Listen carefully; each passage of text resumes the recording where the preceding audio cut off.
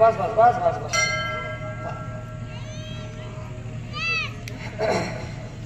कोण पुण्य कोणा गाठी जासी ऐशी याची भेटी जिही हरी धरिला मनी दिले संसाराशी पाणी कोण हा भाग्याचा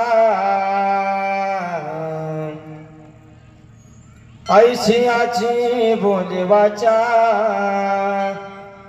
जिही हरी धरिला मनी दिले संसाराशी पाणी तुका म्हणे त्यांचे भेटी होय संसाराची तुटी जिही हरी धरिला मनी दिले संसाराशी पाणी संपादक ज्ञानांचे विदाय भक्ती विलोकितोयन समाधि राजहं वैराग्यवंतं सुविचारयुक्तं नमामि योगं शिरसा गुरुं तं पांडुरंगाकार पांडुरंगाकार प्रथम नमना पांडुरंगाकार प्रथम नमना दुसरे चरणा संताची दुसरे चरणा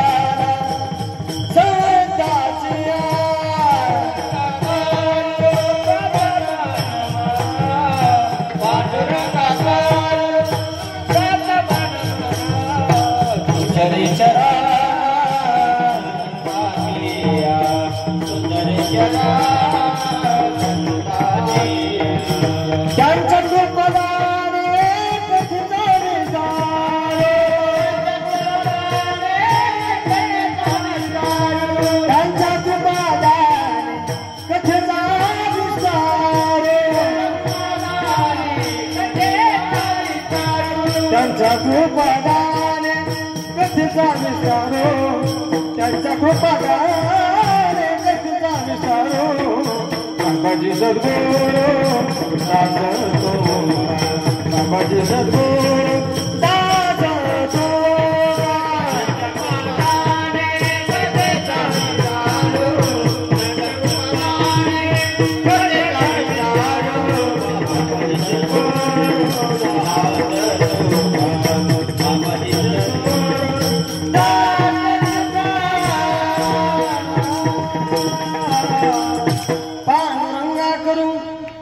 प्रथम नमन दुसरे चरणा संताचिया त्यांच्या कृपादाने कथेचा विस्तार बाबाजी सद्गुरू दास तुकाराम यांचे क्रिया स्मरण होय सकल विद्यांचे अधिकरण तेच बंधू श्री चरण श्री गुरूंचे जयाचे आठवे शब्द सृष्टी अंगवी सारस्वता गवी जीवेशी वक्तृत्वा गोडपणे अमृता ते पारुखे मनी रस होते ओलंगणी अक्षराशी भावाचे अवतरवित निज खून आता चढे संपूर्ण तत्वबोध श्री गुरूंचे पाय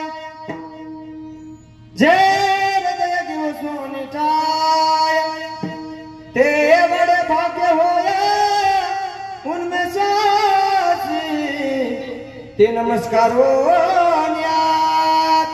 मस्तक माझा पायावरी या वारकरी संतांच्या कलावज्ञ जीव दराठावतार कलांकांक तेजोधिका मोदी वक्त्रम खलानिशवादा पुनोदार दक्षं समाधिष्टमूर्तिं भजे ज्ञानदेवं नमो सद्गुरु तुकया ज्ञानदीपा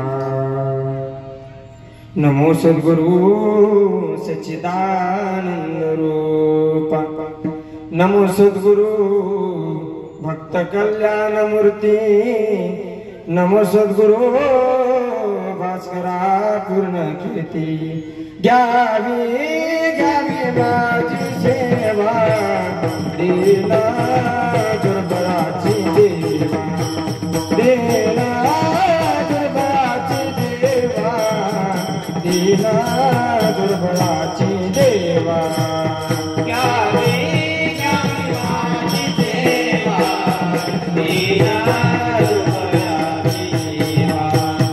देना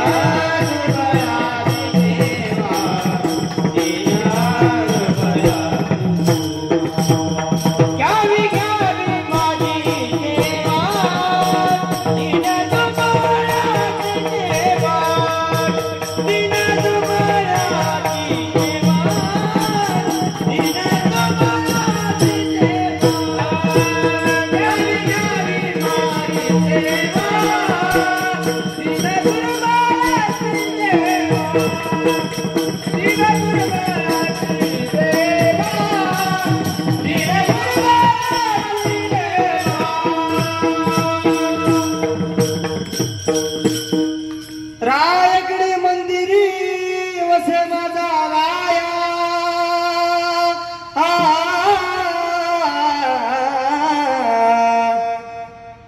चरणाची अर्पितो अजन्मही गाया जगदीश्वराशी जोडली ज्याची ख्याती हे प्रथम वंदितो तुम्हा छत्रपती तुमचे दासीचा दास करून घ्यावा आशीर्वाद द्यावा हाची मज कोण पुण्य कोणा गाठी ज्याशी ऐशियाची भेटी प्रस्तुत प्राप्त प्रसंगी प्राप्त स्त्री प्राप्त वे कीर्तन रूपी सेवेसाठी निवडलेला अभंग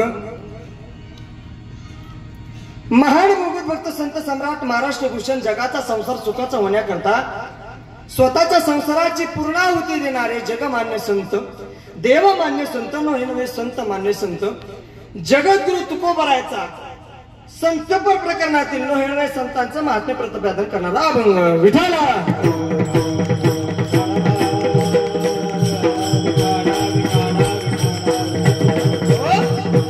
सालाबाद प्रमाणे चालू असलेला आपला अखंड हरिनाम 7 वर्ष 44वे आणि 44व्या वर्षामध्ये सुंदर असं नियोजन त्या नियोजनामध्ये श्री नारायणगिरीजी महाराज सरला बेटकर यांच्या आशीर्वादाने तुळशीराम महाराज मोये यांच्या कृपाशीर्वादाने चालू असलेला आपला अखंड हरिनाम सप्ताह ज्ञानेश्वरी पारायण सर्व गुणीजन मंडळी मृदंगाचार्य बाल मृदंगाचार्य आमच्या आदित्य महाराज सूर्यवंशी बेलापूरकर एकच आणि गायनाचार्य हरेभाऊ महाराज उघडे संजय महाराज शिरसाट मच्छिंद्र महाराज पिसा सुंदर असं नियोजन हार्मोनियम अरुण महाराज पुरे सर्व भोसलेवाडी उमरगाव निपाणी वडगाव वळदगाव बेलापूर सर्व ग्रामस्थ मंडळ भजनी मंडळ सर्व तरुण मंडळ सुंदर असं नियोजन भोसलेवाडीचं आणि त्या भोसलेवाडीच्या नियोजनामध्ये आज मला वाटतं माझ्या वाटेला आलेली कीर्तन रूपी सेवा 1 2 3 4 5 आणि कितव्या दिवसाची का 7व्या दिवसाची 6व्या दिवसाची ना मला सांगत चला माझं वय झालेलं असतं तेव्हा मला कळत नाही जास्त 6व्या दिवसाची कीर्तन रूपी सेवा ज्यांच्या योगाने मिळाली ज्यांचं तुमच्या गावामध्ये सारखं येणं येत होतं आणि ज्याने तुम्हा सर्वांना रामायण काय असतं रामायणाची ओळख खऱ्या अर्थानं पटवून दिली ते आमचे लोखंड येतात तुम्हाला सर्वांना ते ज्ञातच आहेत तात्या इकडे यायचं म्हटल्यानंतर तात्याच्या चेहऱ्यावरचा आनंद काहीतरी वेगळा होता तात्या इकडे यायचं म्हटल्याच्या नंतर माणूस एखाद्या नात्याकडे जात असताना जेवढा आनंद असतो त्यापेक्षा डबल आनंद म्हणजे तात्याच्या चेहऱ्यावर होता कारण या गावामध्ये जीवाभावाची माणसं म्हणजे तुमच्या गावातली आमचे तात्या तुमच्या गावामध्ये मुळे महाराज तात्या 15-15 दिवस राहिले महिनाभर राहिले 8-8 दिवस राहून रामायण सांगितलं नाही का सुंदर असं रामायणाची तुम्हाला ओळख करून दिली परमार्थाची खऱ्या अर्थाने मुळे महाराजांनी तुम्हाला ओळख करून दिली मुळे महाराजांचे तुमच्या गावावरती काहीतरी उपकार आहेत तुमचं काहीतरी पुण्य आहे त्यांचे पाय तुमच्या गावाला लागले तसं पाहिलं तर तुमची भूमी ही खूप पवित्र आहे नेवासे गाव तुम्हाला जवळ आहे विश्वमाऊली ज्ञानोबारांनी ज्ञानेश्वरी सारखा ग्रंथ तुमच्या जिल्ह्यामध्ये लिहिला, तुमच्याच या भागामध्ये लिहिला. ज्ञानोबा राय तुमच्या गावातून कित्येक वेळ शिवून गेले असतील. ही इतकी सुंदर अशी भूमी आहे, पावन झालेली भूमी आहे, आणि त्या पावन भूमीमध्ये ज्ञानोबा रायचे पाय लागलेले आहेत. यात नवल नाही, ज्ञानोबा राय गेल्याच्या नंतर ज्ञानोबा राय सारख्या संतांचे सुद्धा पाय लागले, ते म्हणजे मोये महाराज. मोये महाराजांचे पाय लागले, मोये मामाचे पाय लागले. लोखंडात तुमच्या इथे येऊन तुम्हाला रामायण सांगतोय, तुमचं काहीतरी भाग्य होतं, आणि त्यांच्या योगाने मिळालेली मला ही कीर्तन रूपी सेवा. तुम्हा सर्वांच्या चरणावरती नतमस्तक ठेवतो. सुंदर असं तरुण मंडळींच्या चरणावरती नतमस्तक ठेवतो, सर्व वारकऱ्यांच्या चरणावरती नतमस्तक ठेवतो, आणि सेवेला सुरुवात करतो. विठ्ठल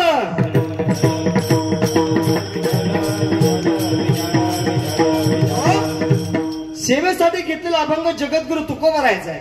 आणि मायबाप तुकोबा राय अभंगाद्वारे संतांची भेट होत असताना, संतांची भेट होण्याकरता आपल्या जवळ असणार पुण्य काहीतरी लागतं. सांगतात कोणची गोष्ट घ्या, संतांची भेट होण्याकरता, भगवंताची कृपा होण्याकरता आपल्या ठिकाणी काहीतरी पुण्य असलं पाहिजे. संत महात्म्याने प्रमाण देत असताना म्हटले, ते पुण्य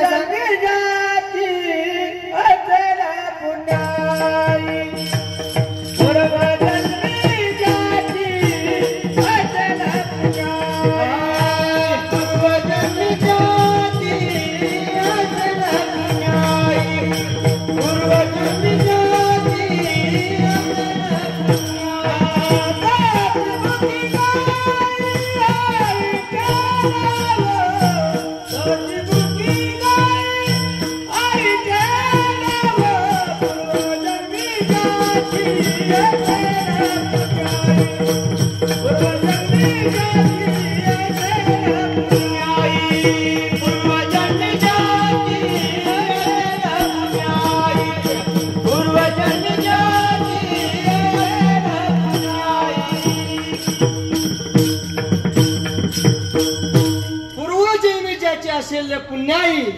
आणि संत महात्मे म्हणतात, तरीच नाम जीवाग्री येईल श्रीरामाची.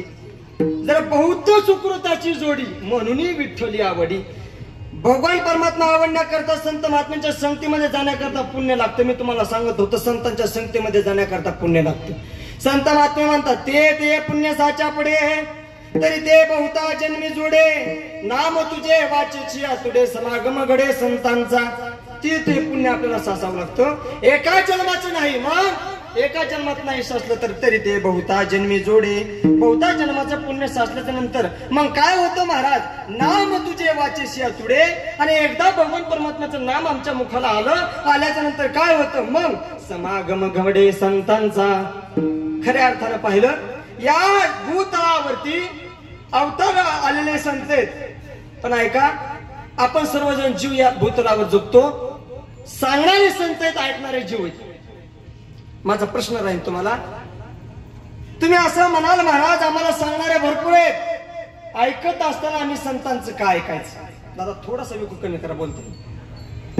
सांगणारे भरपूर आहेत, ऐकताना आम्ही संतांचं काय ऐकायचं? आम्हाला कमी लोक सांगतात का? जरी साधा आम्ही कांदा करायचा ठरवला तर त्याला 100 जणांचा आम्हाला मार्गदर्शन असतं, बरोबर आहे ना? सांगणारे कमी आहेत का पिटी मास्तर? सांगणारे भरपूर आहेत. आम्ही लहान असताना आम्हाला आई वडील सांगतात थोडस मोठं व्हा, मोठं झाल्यानंतर शाळेत जा, शाळेत गेल्यानंतर मास्तर सांगतो, सर सांगतो, शिक्षक आपल्याला सांगतात, बरोबर आहे?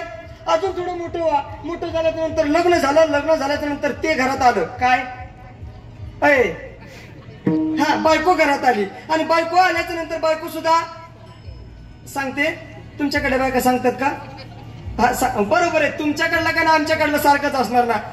बायको सुद्धा अजून थोडं मोठं, पीटी मास्तर मोठं झाल्याच्या नंतर, लहान असताना आई वडील सांगतात, मोठं झाल्याच्या नंतर शिक्षक सांगतो, अजून मोठं व्हा, बायको सांगते, परत मोठं व्हा म्हणजे म्हातारच हो. म्हातारा झाल्याच्या नंतर परत आपल्याला पोरं बाळ, म्हातारा झाल्याच्या नंतर परत पोरं बाळ आपल्याला.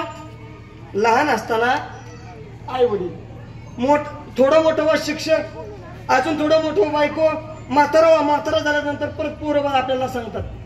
पोरबा ना कोणाच सांगितलं, पोरबा सांगतात. पोरबा म्हणतात आमच्या म्हाताऱ्याला काही कळत नाही, हे असं करायचं, पोरबा सांगतात. म्हातारपणे असताना पोरं सांगतात. एवढं जाऊ द्या हो, आम्ही जीवन जगत असताना आमचे जोडीदार आहेत, आमचे मित्र आहेत, आमचे शेजारी आहेत, सर्व काही असताना आम्हाला प्रत्येक जण सांगणाराच भेटतो. बरोबर आहे, बरोबर आहे. आम्हाला प्रत्येक जण सांगतो का नाही? मग ऐकत असताना हे जग आम्हाला सांगतंय, मग संतांचं काय ऐकायचं? उत्तर देऊ. त्याचं उत्तर हे, जग जरी आपल्याला सांगत असलं तरी जगाचा सांगण्यामागं काहीतरी स्वार्थ आहे म्हणून जग सांगतो. संतांकडे या आल्याच्या नंतर निस्वार्थपणे सांगणारे एकच जात आहे, ती म्हणजे संतांची. विठ्ठल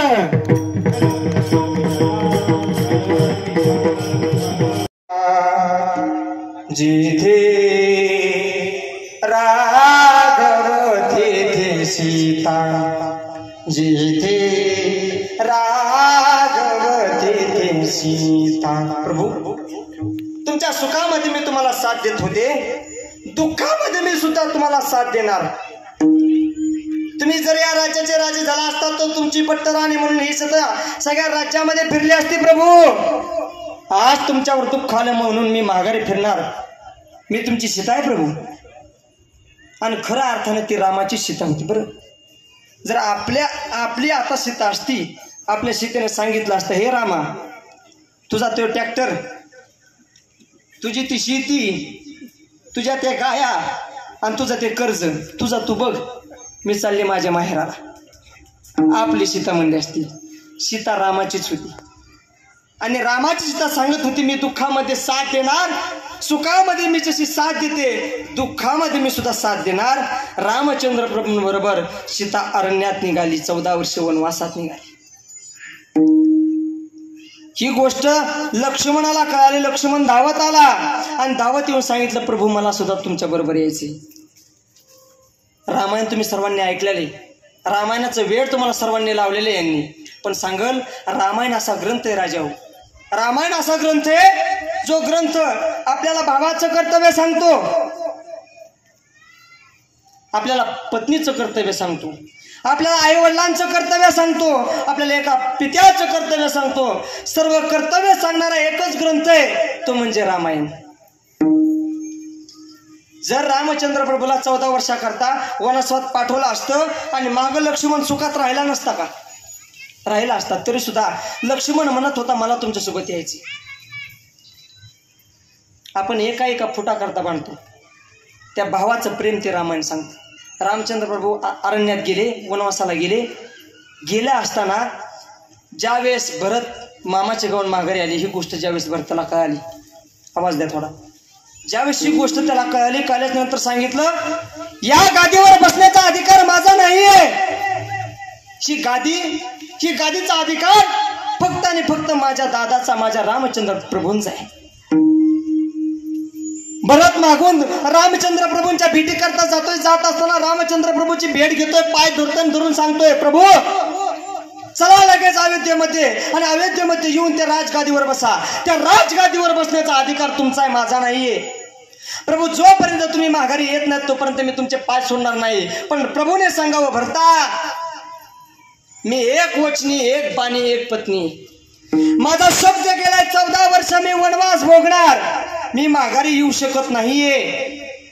भरताने सांगावं, प्रभू दादा, पण 14 वर्ष झाल्याच्या नंतर रामचंद्र प्रभूने सांगितलं, भरता, 14 वर्ष झाल्याच्या नंतर जो पहिला दिवस उगल्याच्या नंतर मी तुझी भेट घेण्याकरता अयोध्येकडे येईल. भरताना सांगावं, दादा, जर त्या पहिल्या दिवशी तुम्ही माझी भेट घेण्याकरता नाही आलात तर हा भरत काहीच विचार न करता एक चिता पेटवेल आणि त्या चितेमध्ये उडी टाकेल आणि स्वतःचा देह त्याग करेल. सांगणारा भरत आहे, हे बंधू प्रेम सांगणारा भरत आहे. लक्षात ठेवा, रामायण आपल्याला भावाचं कर्तव्य सांगतं, पत्नीचं कर्तव्य सांगतं, आई वडिलांचं कर्तव्य सांगतं. प्रत्येक कर्तव्य सांगणारा ग्रंथ म्हणजे रामायण आहे. रामचंद्र प्रभू वनवासात निघाले. ज्या प्रभूला काटा काय असतो हे माहित नाही, त्या प्रभूच्या पायामध्ये काटे मोडावेत, त्या प्रभूनं काट्यामधून चलावं. रामचंद्र प्रभू देव आहेत, ही गोष्ट थोडीशी बाजूला ठेवा. पण रामचंद्र प्रभू एका अयोध्येसारख्या राज्याचे राजे, बरोबर आहे, राजे असून सुद्धा एका झोपडीत माझा राजा राहतोय, यापेक्षा नवल मोठं कोणचे? आपल्याकडे एक सदस्याचं पद असतं, फक्त सदस्याचं पद. आम्ही सगळ्या जगाला वरडून सांगतो आमच्यासारखे आम्हीच आहेत. आम्ही जगाला वरडून सांगतो अविद्य सारखं राज्य आहे आणि त्या राज्याचा राजा म्हणजे राम आहे आणि तो राम झोपडीमध्ये राहतोय फक्त कर्म आहे. पता पता तिनका तिनका जोडत जाते हे. प्रभूनं पान घ्यावं, काडी घ्यावी आणि त्यापासून एक झोपडी बनवावी आणि त्या झोपडीमध्ये राहावं. आहे का? पता पता तिनका तिनका जोड़त जाते हैं महलों के वासी जंगल में कुटी बनाते हैं. पता पता तिनका तिनका जोड़त जाते हैं. राजमहल में पाया जीवन फूलों में हुआ लाल बाल. राजमहल में पाया जीवन फूलों में हुआ लाल बाल. राजमहल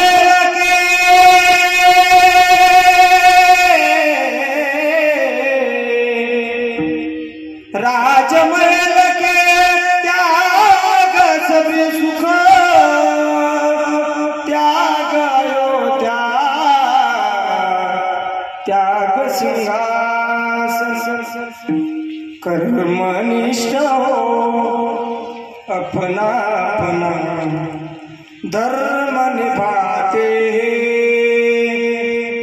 महिला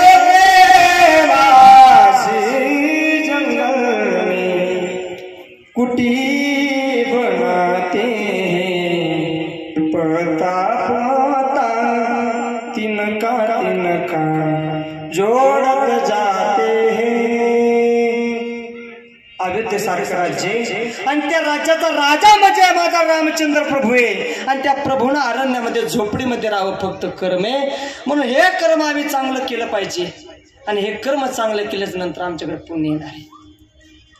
असला पाहिजे आमच्या अंतःकरणामध्ये भगवान परमात्म्याविषयी भाव, प्रेम, जिव्हाळा, नवे नवे विश्वास. राम दाखवतो का म्हटल्याच्या नंतर हनुमंतरायाने छाती पाडून दाखवे इतकं विश्वास, इतकं निष्ठा, इतकं प्रेम भगवंतावर असलं पाहिजे. श्रीराम जानकी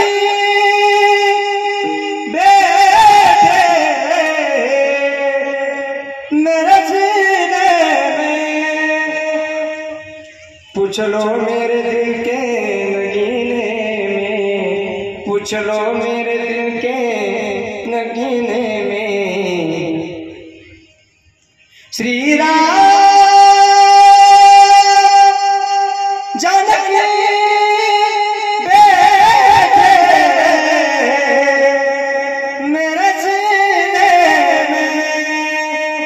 इतका विश्वास, इतकी निष्ठा, इतकं प्रेम भगवंतावर असलं ना आपल्याकडे सुद्धा थोडं पुण्य येईल आणि आपल्याकडे पुण्य झाल्याच्या नंतर आपलं सुद्धा पुण्य वाढेल आणि संत महात्मे आपल्याला भेट देतील. संत महात्मे ते सांगतात कोण असा भाग्यवान आहे त्याला संत महात्मे बोलतात. कोण हा भाग्याचा ऐशी अशी बोले वाचा, कोण असा भाग्यवान आहे मला सांगा ज्याच्यापाशी पुण्य, ज्याने चांगलं कर्म करून हे पुण्य गायल्याच्या नंतर त्याला संत महात्मे बोलतात. असं कोण आहे? त्यावेळेस जगद्गुरु तुकोबाराय म्हणतात संत महात्म्यांची भेटी करता पुण्य लागतं. ते पुण्य लागतं. संतांची भेट होण्याकरता पुण्य लागण्याकरता संत महात्म्यांनी तो भगवान परमात्मा इथं धारण केलेला असतो. ते बोलण्याकरता पुण्य लागतं. कोण असं भाग्यवान आहे म्हणतात आणि शेवट तुकोबाराय म्हणतात त्यांची भेट झाली ना त्याचं फळ काय? अभंगाचा शेवट चरण चाल म्हणून टाका. Oh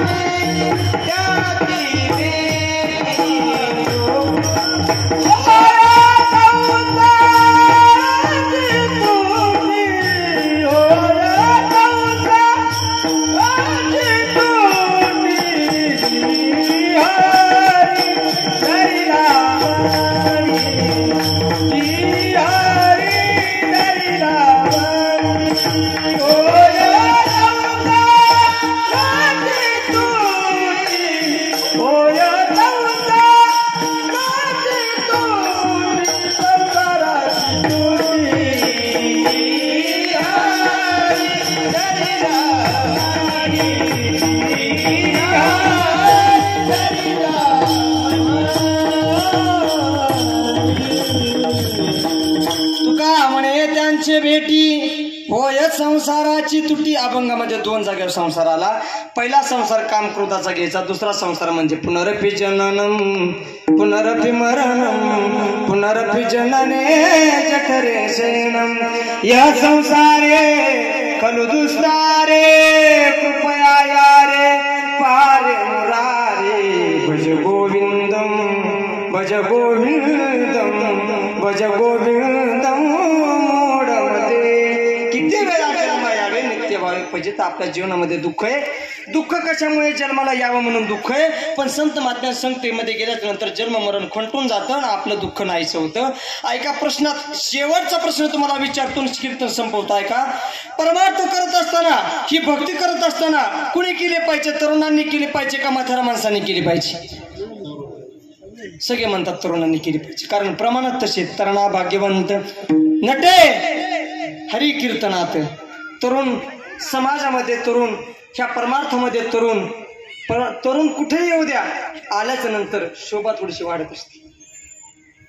तुम्ही सर्वांनी सांगितलं परमार्थ केला पाहिजे, भक्ती केली पाहिजे, तरुणांनी केली पाहिजे. मी सुद्धा ह्याच मताचा आहे. पण ऐका, तरुणांनी परमार्थ नक्कीच केला पाहिजे, पण तो करत असताना चालू आधी तुमच्यासारख्याने करून दिला पाहिजे. तुमच्या गावाचं वैभव इतकं मोठे, तुमच्या गावाचं नशीब एवढं मोठे, तुमच्या गावाची मार्ग, तुमच्या गावाची वाट चांगली चालू करून द्यायला मुळे महाराज होते, लोखंडे मामा होते. सर्वजण असताना मोठ्या मोठ्या लोकांनी, आता मला तुमच्या गावातल्या लोकांचं नाव माहित नाहीत, पण प्रत्येक गावातल्या लोकांना वाट दाखवून दिली. आणि त्या वाटेवर चालत असताना आज तरुण मंडळ चालतात. या तरुण मंडळांकरता टाळ्या वाजवा. कारण एक सांगू, जसं मोठे वागत असतात ना, लहाने बारके तसं वागण्याचा प्रयत्न करत असतात. मी सांगतो असं नाही.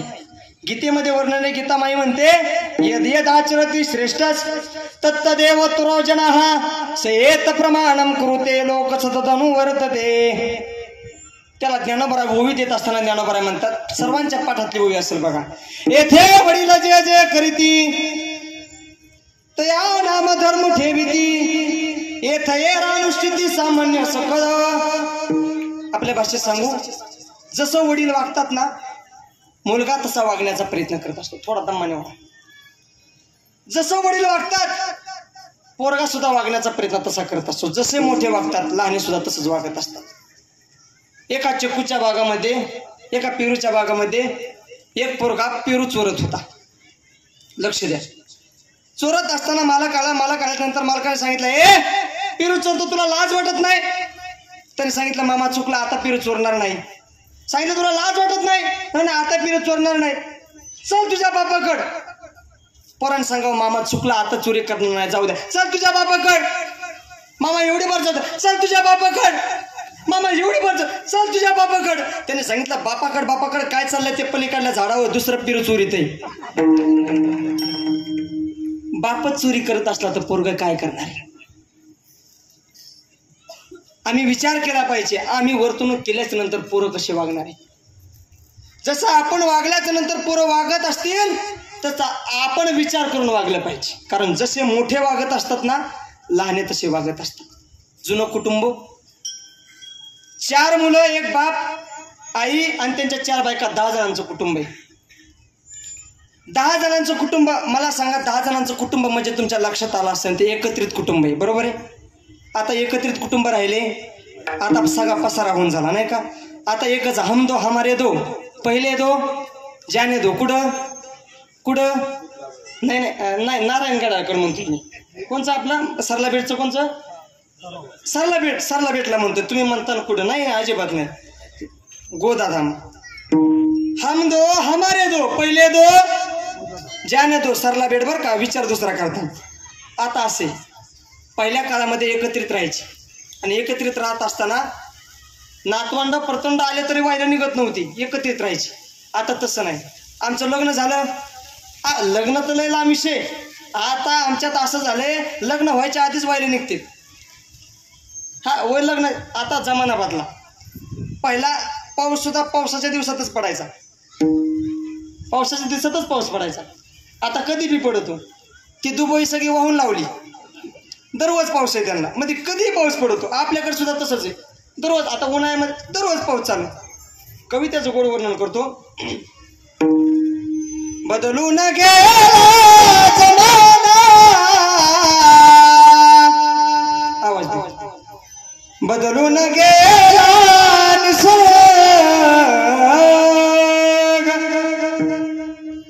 बदलून गेला जमाना,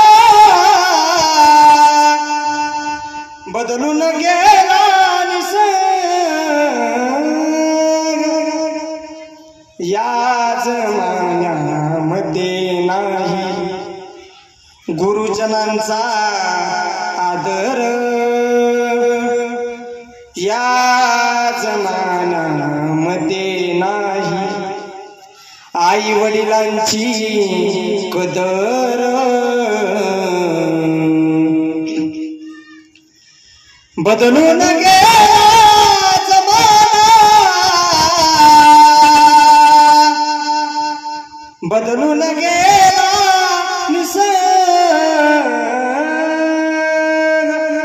निसर्ग बदलला आणि माणसं सुद्धा बदलली.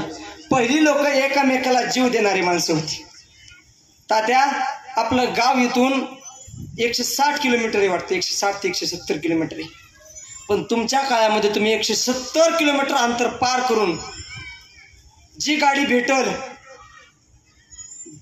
भेटल ज्याला हात करून तुम्ही या गावामध्ये येत होतात. 15-15 दिवस राहत होतात.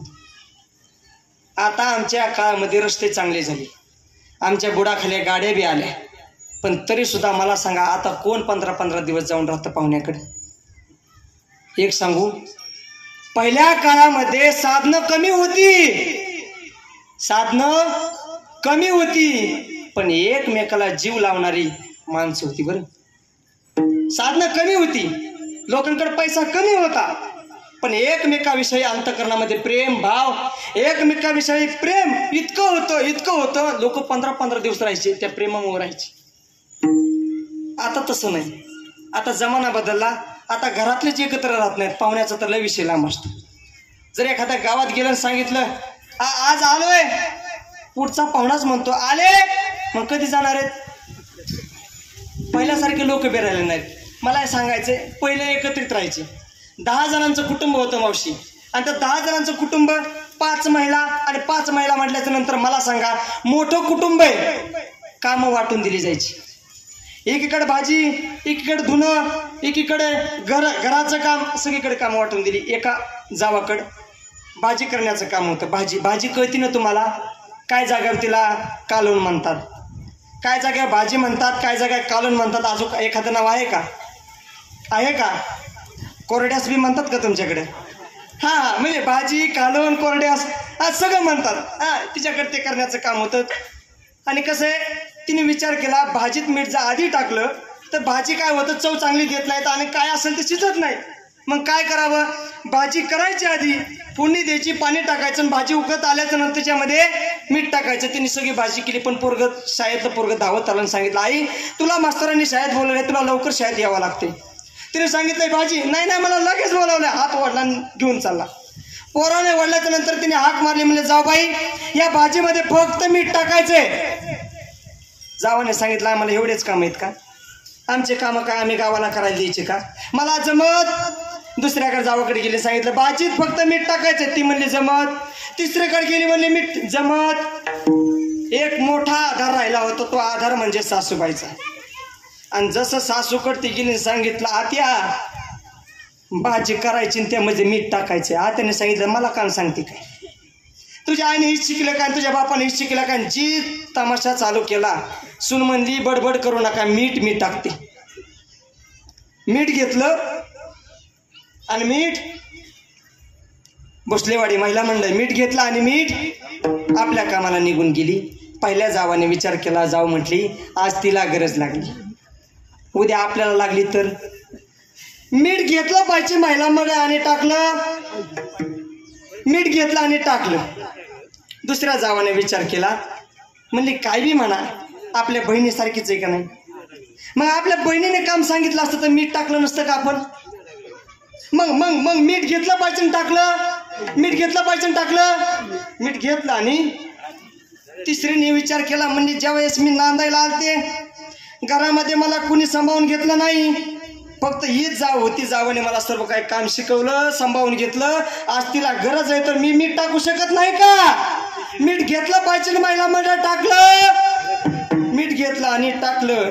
सासूने विचार केला, म्हणजे महाराज लोक सांगत असते जर तुम्ही सुनाला पोरगी नाही मानली तर पोरगी तुम्हाला सांभाळणार, ती घराच्या बाहेर, मग तुम्ही सुनाला पोरगी मानलं पाहिजे. मग आपण सुनाचं काम ऐकलं, काय सांगितलंय, फक्त मीठच टाकायला सांगितलंय ना, मग मीठ घेतलं पाहिजे, महिला मंडळ टाकलं, मीठ घेतलं आणि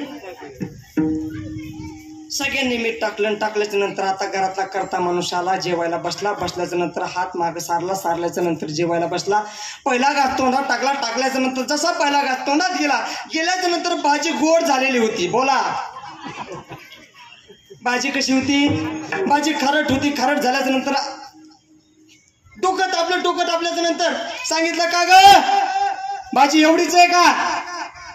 आतून आवाज आला, एवढीच आहे. दुसरं काय खायला नाही का? सांगितलं, दूध आहे, गायात घरी दूध आहे. दूध घेतलं, 2 भाकरी चुरल्या आणि 2 भाकरी चुरून पोटभर जेव. मोठा पोरगा आला, मोठा पोरगा आल्याच्या नंतर मोठ्या पोराने विचारलं, आई भाजी एवढीच आहे का? हो. बाबा जेवले? बाबाने काय खाल्लं? दूध घेतलं. त्यानं सुद्धा दूध घेतलं आणि त्याने सुद्धा त्या 2 भाकरी चुरल्या खाल्लं, निघून गेला. तिसरा पोरगा आला, चौथा पोरगा आला, सर्वांनी भाजीमध्ये दूध घेतलं, नाही ताटामध्ये दूध घेतलं आणि भाकरी खाऊन निघून.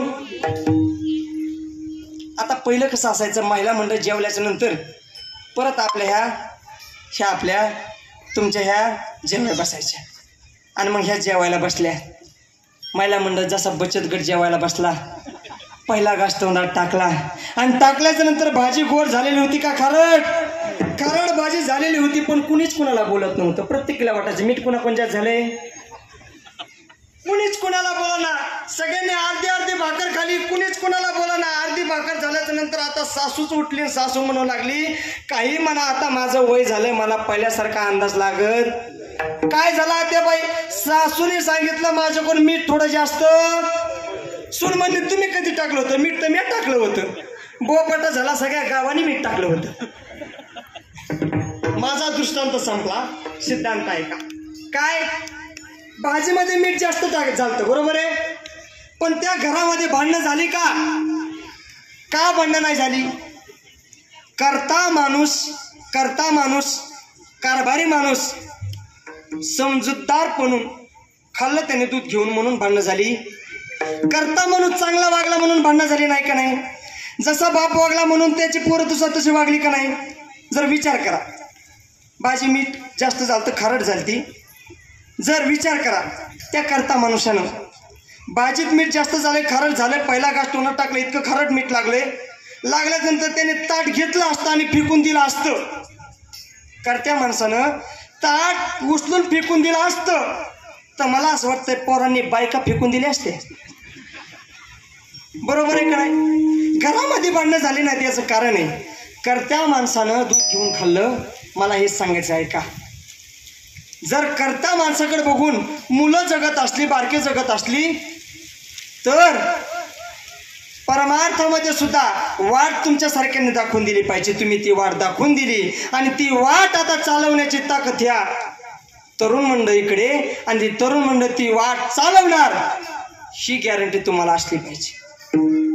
जर ते काम करतात म्हटल्याच्या नंतर तुम्ही शाबासकीचा थाप द्यायची आणि थाप देऊन सांगायचं तुम्ही करा, आम्ही आहोत. कारण जसे मोठे वागत असतात, लहाने सुद्धा तसंच वागत असतात. म्हणून आपण आपल्या जीवनामध्ये परमार्थ करायचा. करत असताना तरुणांनी परमार्थ नक्कीच केला पाहिजे, पण तो करत असताना त्यांना साथ तुमच्यासारख्याने दिली पाहिजे. म्हणून आम्ही परमार्थ करा. तुकोबारा सुद्धा ते सांगतात, कोण पुण्य कोणा गाठी, ज्याशी ऐशियाची बेटी, जी हरिधरीला म्हणी, दिले संसाराशी पाणी, विठोबार कुमारी.